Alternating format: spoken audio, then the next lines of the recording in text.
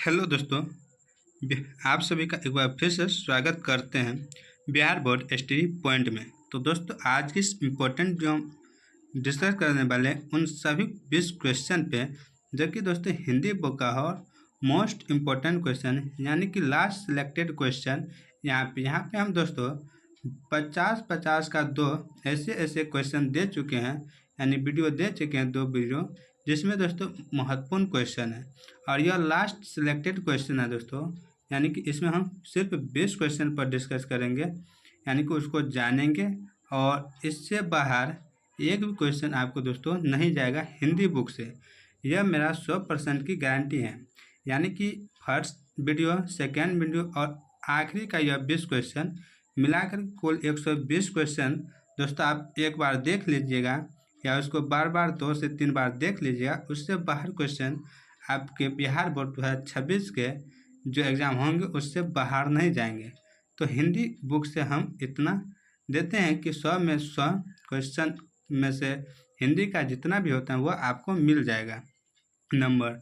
तो आप ध्यान रखिएगा, तो इस वीडियो के अंत तक बने रहिए और क्वेश्चन को देखिएगा तो दोस्तों कहिएगा क्वेश्चन में दम है और बहुत ही बेहतरीन क्वेश्चन है। तो दोस्तों यहाँ पे देख सकते हैं पहला क्वेश्चन ही दिया हुआ है।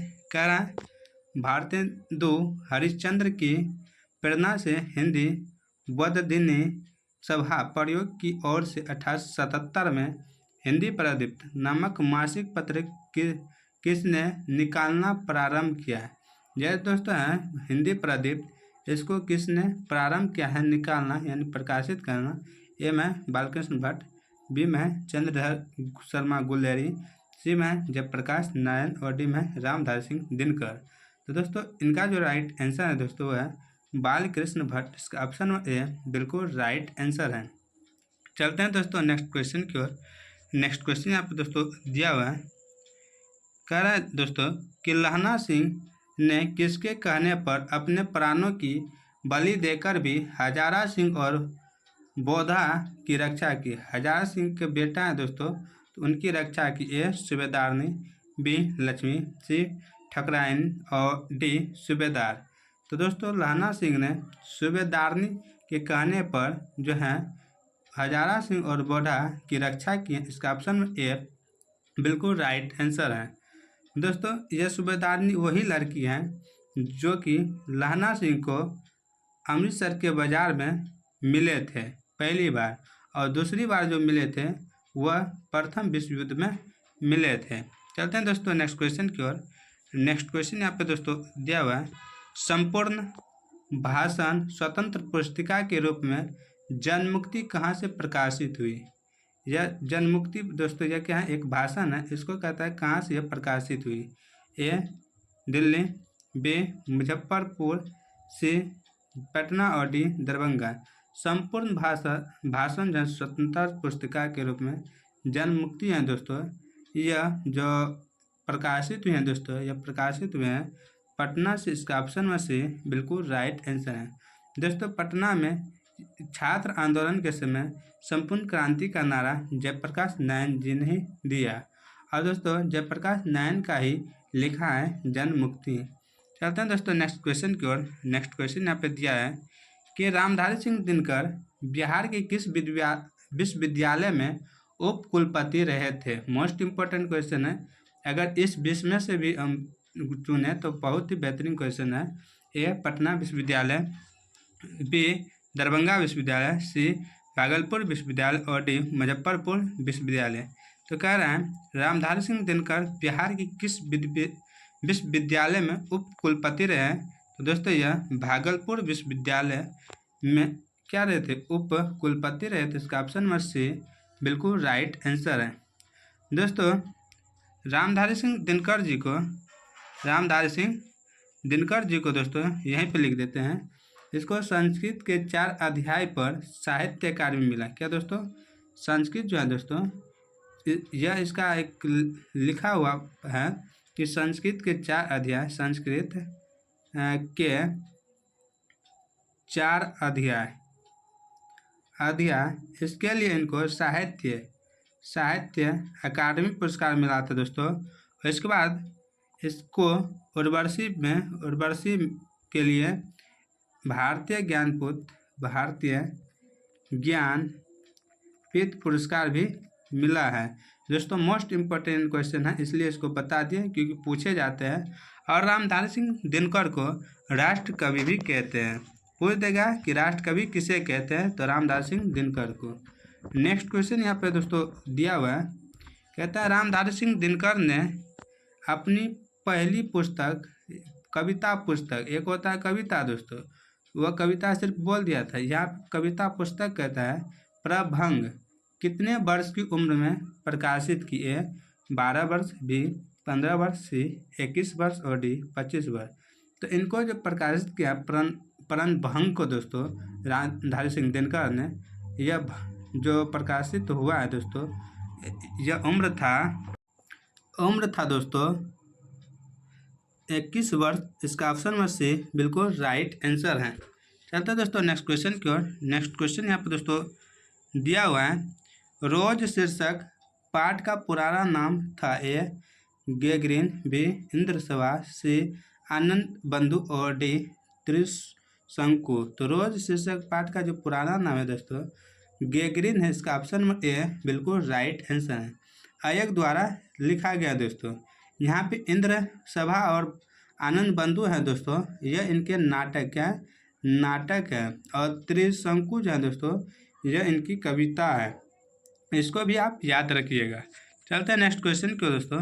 नेक्स्ट क्वेश्चन यहाँ पे है, करतार सिंह सराभा की फांसी के समय भगत सिंह की उम्र थी? ए 12 वर्ष, बी 21 वर्ष, सी 17 वर्ष और डी 8 वर्ष।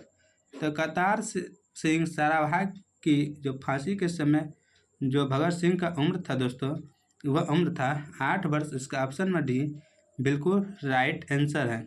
तो दोस्तों दिया हुआ है कि भगत सिंह अपने जेब में किसका चित्र रखते थे? ए रामधारी सिंह दिनकर, बी अरिजीत सिंह, सी स्वर्ण सिंह और डी सराभा। तो दोस्तों भगत सिंह जो अपने जेब में चित्र रखते थे वह सराभा जी के रखते थे। इसका ऑप्शन में डी बिल्कुल राइट आंसर है। नेक्स्ट क्वेश्चन यहाँ पे दोस्तों दिया हुआ है। नेक्स्ट क्वेश्चन कहता है दोस्तों कि जगदीश चंद्र माथुर की निबंध और सदानीरा इसके किस पुस्तक से ली गई है? ए बोलते छंद, बी 10 तस्वीरें, सी जिन्होंने जीना जाना और डी बंदी।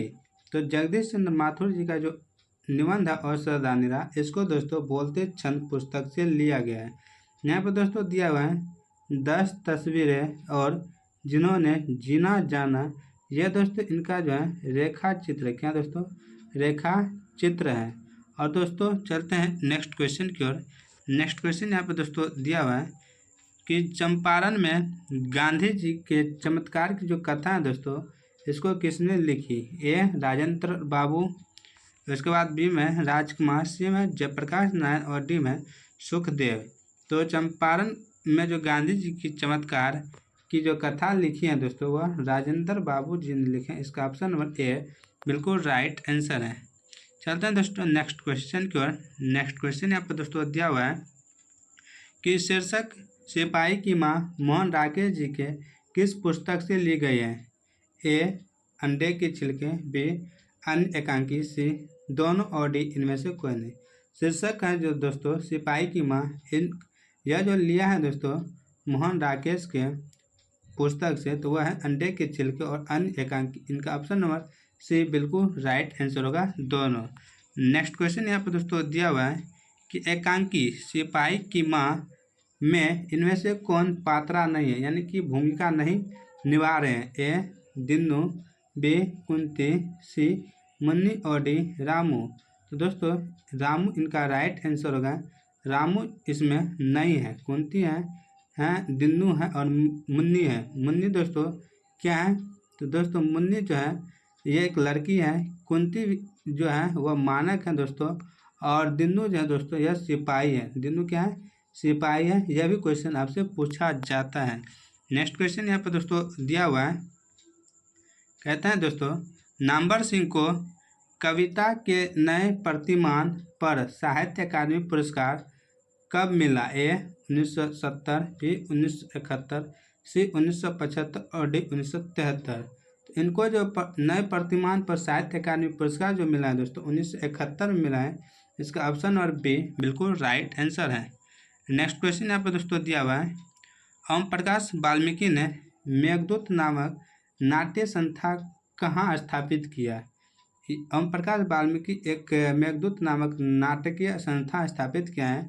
ए दिल्ली में, बी कानपुर में, सी बिहार में और डी महाराष्ट्र में। तो दोस्तों महाराष्ट्र में, इसका ऑप्शन नंबर डी बिल्कुल राइट आंसर है। नेक्स्ट क्वेश्चन यहाँ पर दोस्तों दिया हुआ है कि प्रेम की पीर की कवि किसे कहते हैं? ए मलिक मोहम्मद जैसी, बी सूरदास, सी तुलसीदास और डी नवादास। तो दोस्तों प्रेम की पीर के जो कवि कहते हैं वह मलिक मोहम्मद जैसी जी को कहते हैं। इसका ऑप्शन ए बिल्कुल राइट आंसर है। चलते हैं दोस्तों नेक्स्ट क्वेश्चन की ओर। नेक्स्ट क्वेश्चन यहाँ पे दोस्तों दिया हुआ है, कह रहा है सूरदास जी के जो पद हैं दोस्तों, यह पद कहाँ से संकलित है? ए साहित्य लहरी, बी में दोस्तों सुर सागर और सी में सुर सारावली और डी में इनमें से कोई नहीं। तो दोस्तों सूरदास के जो पद यहाँ पे हैं संकलित, यह संकलित हैं दोस्तों सुर सागर से। इसका ऑप्शन नंबर सी बिल्कुल राइट आंसर होगा। दोस्तों बी बिल्कुल राइट आंसर होगा, सुर सागर। नेक्स्ट क्वेश्चन यहाँ पे दोस्तों दिया हुआ है, कहता है कि दोस्तों हिंदी के शीर्षस्थ जातीय महाकवि कौन है? हिंदी के जो शीर्षस्थ जो जातीय महाकवि हैं यानी कि जाति के आधार पे कौन है? ए तुलसीदास, बी सूरदास, सी नवादास और डी इनमें से कोई नहीं।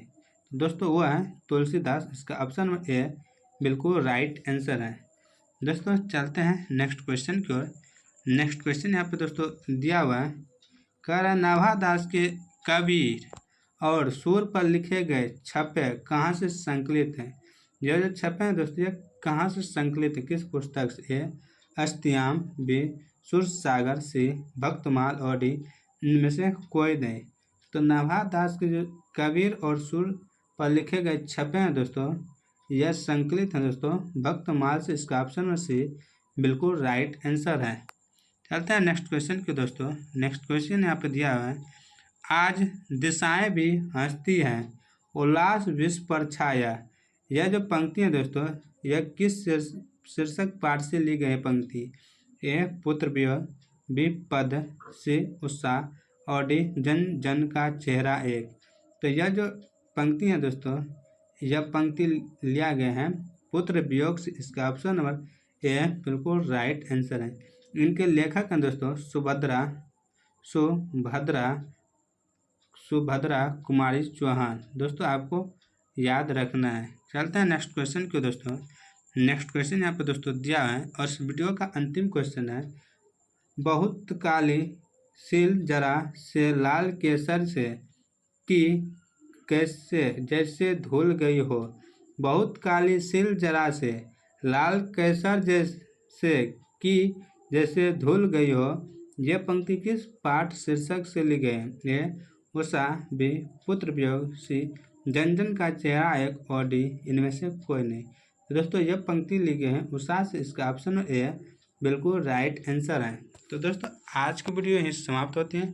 यह वीडियो आपको कैसा लगा आप कमेंट कर जरूर से जरूर बताइएगा। तो इसी तरह के और क्वेश्चन जैसे साइंस और सोशल साइंस से संबंधित जितने भी प्रश्न होते हैं लेने के लिए हमारे चैनल को ज्वाइन जरूर से जरूर कर लें ताकि अपनी तैयारी को बेहतरीन बनाएं। मिलते हैं कल के वीडियो में फिर से इसी तरह के क्वेश्चन के साथ। तो जय हिंद जय